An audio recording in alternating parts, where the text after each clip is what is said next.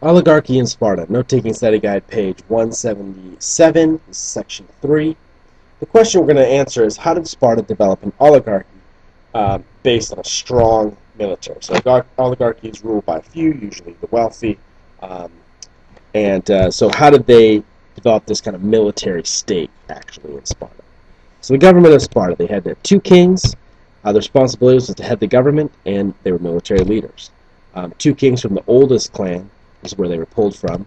They had a council of elders, this is the governing body of Sparta, and the members is 28 men over the age of 60. So when you turned 60, you got out of the military, finally, and you could have the potential to be on the council of elders.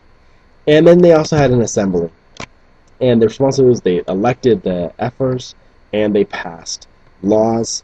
The members were free adult males. So this is anybody that was free adult males. Stages in Spartan male's life. At the age of 7, you were taken from your family, educated in a state school, apart from your family. At the age of 8, and this is just men. Age 18, you began military training, and you were allowed to marry, but you didn't live with your spouse. You still lived in the military barracks. At age 30, you could leave the military and seek entrance into the men's club. At the age of 30, you had to be voted in, and if you were deemed not to be man enough or Spartan enough, then you were not given entrance into the men's club, and that thus you were not considered a citizen of Sparta. At age 60, if you'd been entered into the men's club, you could be elected to a council of elders and be on the basically governing body of Sparta. Spartan women, you had to be strong. You had raised strong children, taught them Spartan values. That was the expectation. You had to manage a family household, and you did have more freedom and responsibility than other Greek women at the time.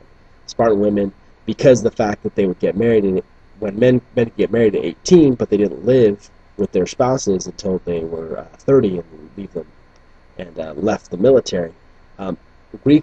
Spartan women had a lot of freedom and also a lot of responsibility that other Greek women did not have. Spartan and Helots.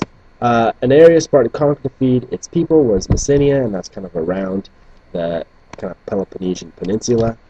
And the role of the Helots, these were agricultural slaves. It was about a 9 to 1. For every one Spartan, there was about 9 Helots. And the Spartans made sure that they did all the work. They were basically slaves. And the action taken by the Helots in the early 600 BC is they revolted, and as a result, the Spartans chose to become a military state, where the military ruled, and every year they would declare war on the Helots and go around killing them so that they wouldn't revolt again.